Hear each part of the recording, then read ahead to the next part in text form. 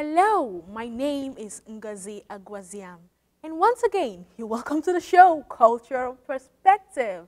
Today we've got something really interesting for you, and we're talking about the spending habits of students. And when we say students, that includes both international students and that includes American students. And to take us on this today, to treat us on spending habits of students, we have Dr. Bill Hu right here with us. Dr. Bill, you're so welcome to the show.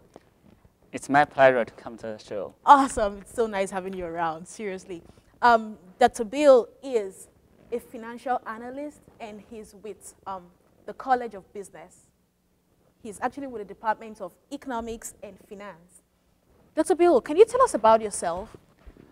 Well, I'm from China. I came to the United States in 2000. At that time, I was studying chemistry.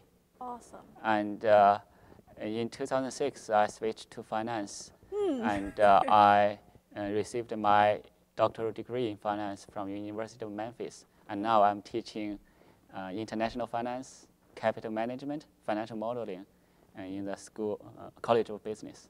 So what was your drive? Why did you have to switch from chemistry? That's like a huge switch. Why did you have to switch from chemistry to finance? First of all, I think we need to study something we're really interested in.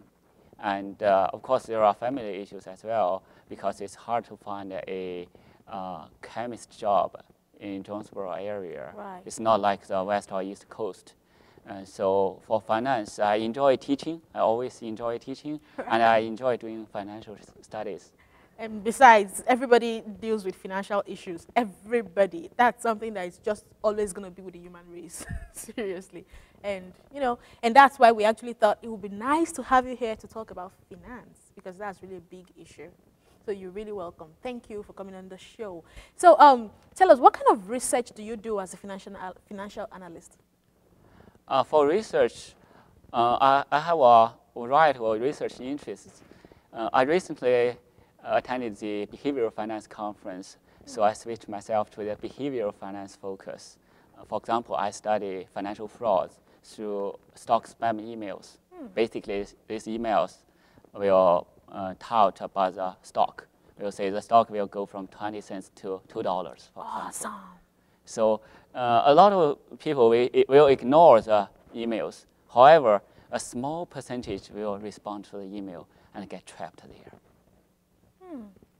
And that's there could be financial fraud with all that from those kind of emails. Exactly. So be very careful. And if any emails or if they promise a very high return, we need to be suspicious and safeguard our information. Wow. Yes. Well, obviously there's a lot coming your way, and you don't want to miss it. Just stay hooked up to your TV. Okay. We'll take a break right now, and we'll be right back. Stay tuned.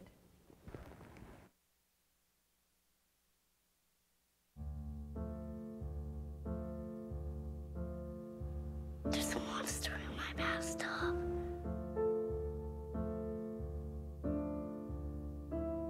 There's one on the couch. There's a monster on my bed. Keep innocent things from triggering an asthma attack. Please make the monsters go away.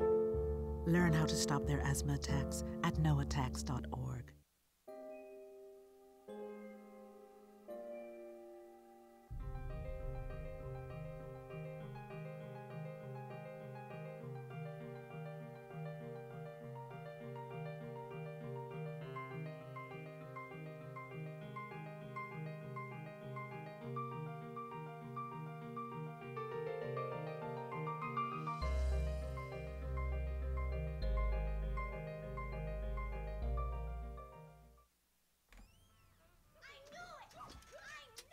Oh, this isn't good. I was a gift from him to her. I'm going to the animal shelter, which isn't necessarily bad. I just hate the stigma associated with shelter pets. People will think I bite or that I spray everywhere. They're the ones with problems. I'm totally fine. Adopt me, you'll see. I'm gonna go pack. I can't even believe you! And she has a mustache!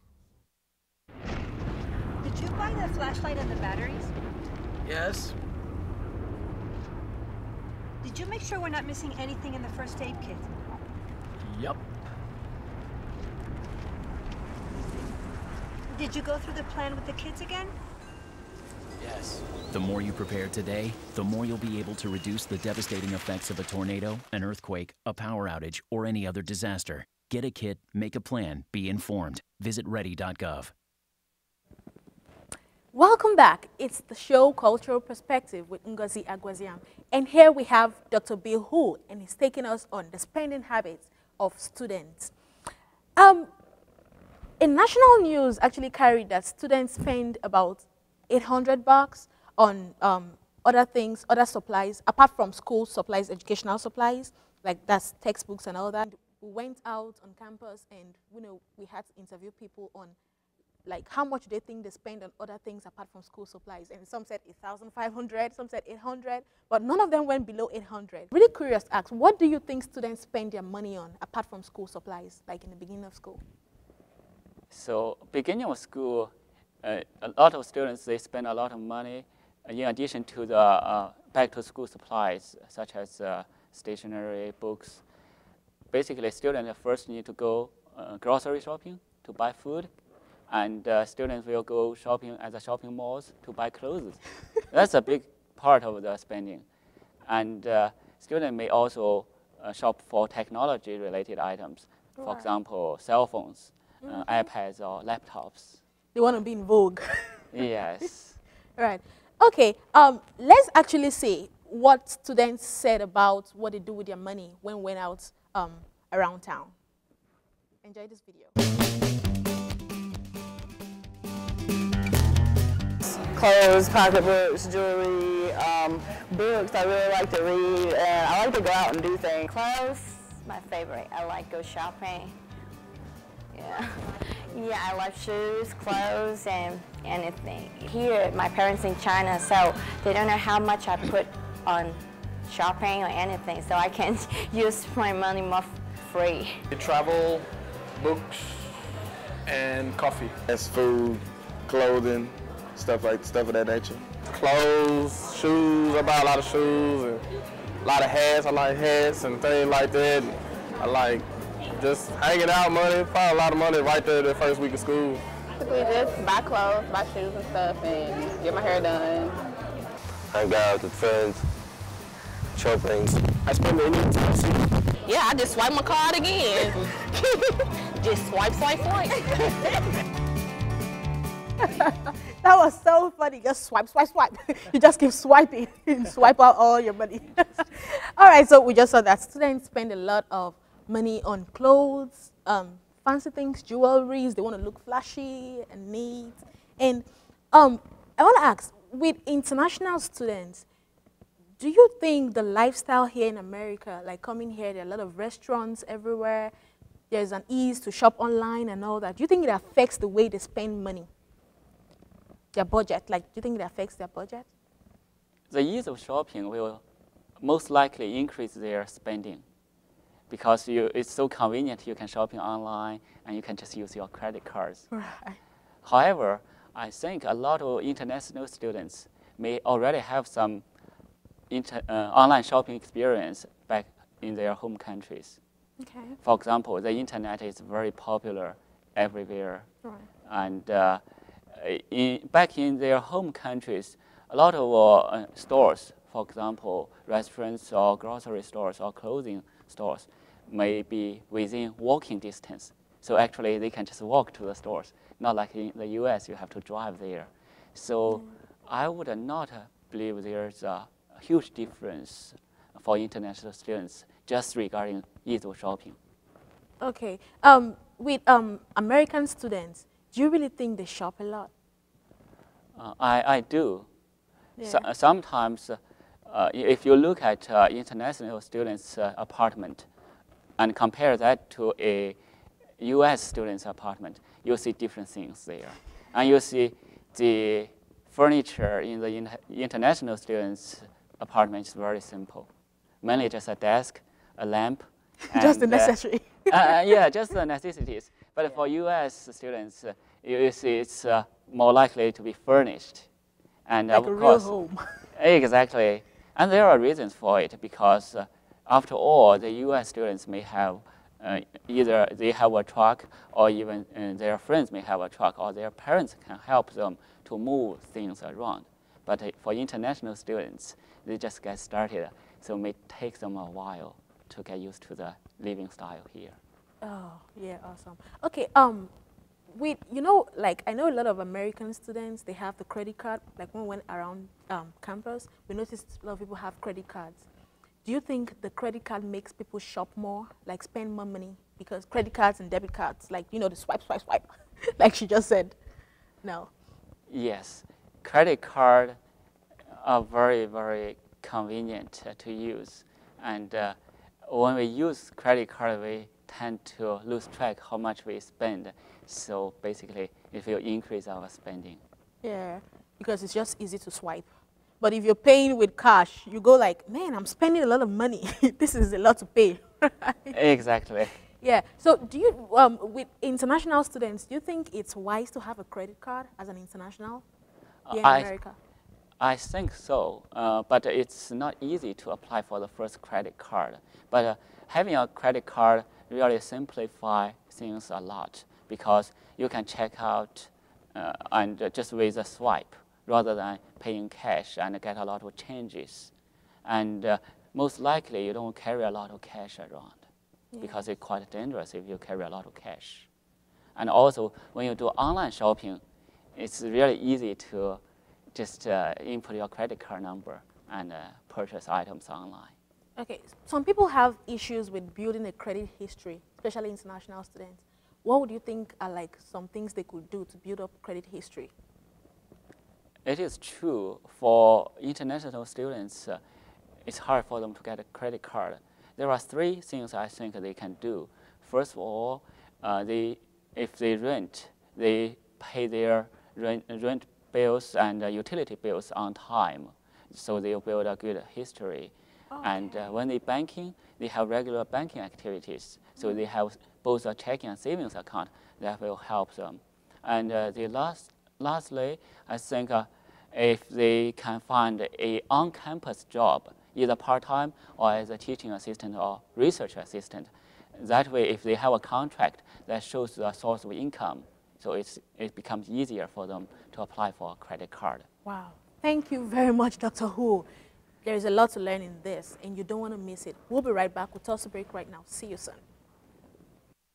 The magical thing about using energy wisely is that anyone can do it. Turn off lights. Use energy-saving light bulbs. And turn off computers and game systems when not in use. Make a change and we can really fly. Grab a grown-up and go online to energy.gov/kids.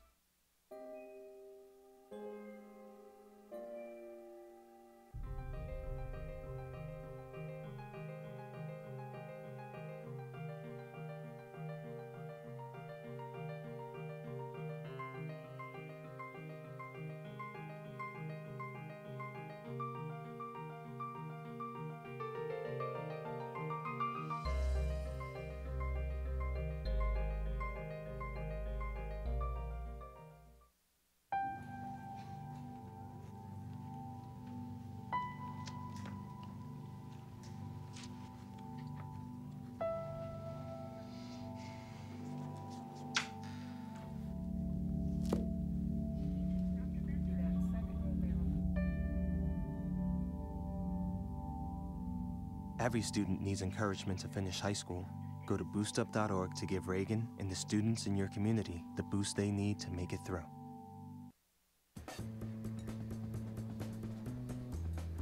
Even an Iraq vet like me who's in really good shape needs good health care, especially when it's top quality and convenient. And it's not just for men. In fact, aren't you a vet, Patricia? Yeah, I served in the Air Force. So why not come in today? When you check in, you'll get a full medical exam, first thing. Free for vets at the VA. So check us out and see you here.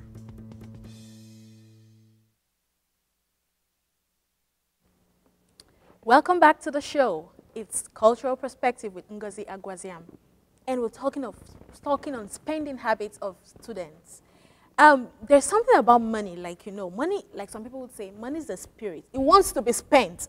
It just wants to get out there, And so we went around campus and we did a little bit of interviews, and we asked students what they would do if they have an extra $2,000, just to see what they want to do with it and see the spending nature of students. Let's go and see that video. I think you'd know what students want to do with extra $2,000.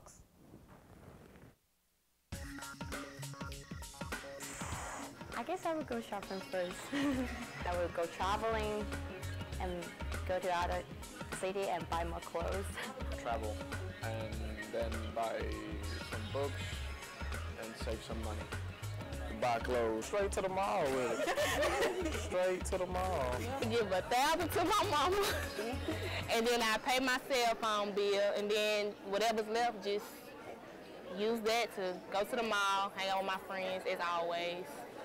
Nails and feet alone, and then I get my hair done. The first thing I would do is probably buy some more hair and go get my hair done. Shoes, clothes. That was really interesting. Dr. Who, if students have extra money, like $2,000, free, no tax, nothing, and you being a financial analyst, what would you advise them to do with such extra money? Well, $2,000 is actually a lot of money. Sure, I wish I had that. You can spend it pretty easily though, but I would suggest students invest for the long term. For example, students may want to invest in an international trip, for example, to observe and learn new culture and have good experiences traveling around. Or students may start their own business, like some of the big company founders do, like Dell. They start selling computers, turn around the computers. Basically, with $2,000, you can do that. Or you can start a website. So I would strongly suggest students invest for the long term to learn a skill or two. So that would be good for them to find a good job in the future. Right. Talking about something like foreign exchange, is that something students could really invest in? Investing in foreign exchange can be very, very risky. Because if you look at the exchange rate fluctuations, within 1 year, the fluctuation can be 30, 40%. That means you can make 30% or you can lose 30%. So I would not suggest that students invest in foreign exchange unless you have the experts. Right. From the video, we found out that some of them were saying they were going to go buy clothes, jewelries, and stuff like that. What do you think students could really do to reduce their expenses, could reduce, such spending? I think it's very important to prepare a budget and to keep a good financial record. So, for example, you monitor your monthly expense and income and record those activities. And then after a month, you summarize this and you get to see what items you need to buy and what items you really don't need to. And then you can cut those spending. Awesome. All right, like with issues with, here it's easy to shop online, like we said, and you buy things, you could even buy books online and things like that. Well, over in my country, I don't think I was doing online shopping until I got over here because, wow, it's easy. I just buy online. I mean, I would think the first time I got here, I would not do any internet transactions because I was so scared of internet frauds and stuff like that. How do you think students could get into internet fraud, and how do you think they can actually protect or prevent getting into internet frauds? I think it's a very interesting question. International frauds, these are very common nowadays. So first of all, I believe students should check out the website to see if it's a legitimate website or not. Some suppliers certify the websites. And when you do shopping online especially, you need to shop at a well-known company and make sure you look at the URL to see if you can recognize the website address. And then you can discuss with your peers, friends, to see if they have shopped on that website as well. But anyway, students need to safeguard their information whenever possible. Don't sign up for newsletters and give up your emails easily. Awesome. So if you give your emails to people you don't know, possibly they could use it for other things. They could sell your email address to different marketing companies. And some marketing companies can get very aggressive. They send you lots of emails promoting different things. And those, we generally regard those as spam emails. Right. And not only you spend time, and sometimes if they set up a trap, like they promise a high return to you, then you may end up losing a lot of money. Wow. Yeah. So if a student gets involved in internet fraud, what can they do to maybe gain back their money, or, you know? Well, when you get involved in the internet fraud, it's very hard to recover your money. However, you should follow the following suggestions. Number one, you can report to the legal authorities. Second, you should report to the Consumer Protection Agency. So the Consumer Protection Agency will have a record of these online fraud activities, so can alert others at least. That was really, really awesome, because I don't think I know these things at all. Wow, that's interesting. We'll be right back. Stay tuned. Don't go nowhere. There's still a lot coming your way. It's Dr. Who here on the show, and it's Ngozi Agwaziam on Cultural Perspective. We'll take a break. Yo, check out this chef, right? Right? That's so gay. That's really gay. Dude, look at those hands. Please don't say that. What? Don't say that something is gay when you mean that something is dumb or stupid. It's insulting. It's like if I thought this pepper shaker was stupid and I said, man, this pepper shaker is so 16-year-old boy with a cheesy mustache. Just saying. When you say that's so gay, do you realize what you say? Knock it off. Journalism is the first rough draft of history. Journalism is in fact history on the run. Journalism is organized gossip. Journalists are like dogs. Whenever anything moves, they begin to bark. A herald is an official messenger being the A person's views. As a sign that something is about to happen. A good newspaper. Talking to itself. My name is Sarah. Jared. Raven. Sam. Anna. Trey. Whitney. Dula. Molly. And I am the voice of the herald. We can all be energy savers. It's easy. Turn off lights. Use energy-saving light bulbs. And turn off electronics and appliances when not in use. Make a change and we can really fly.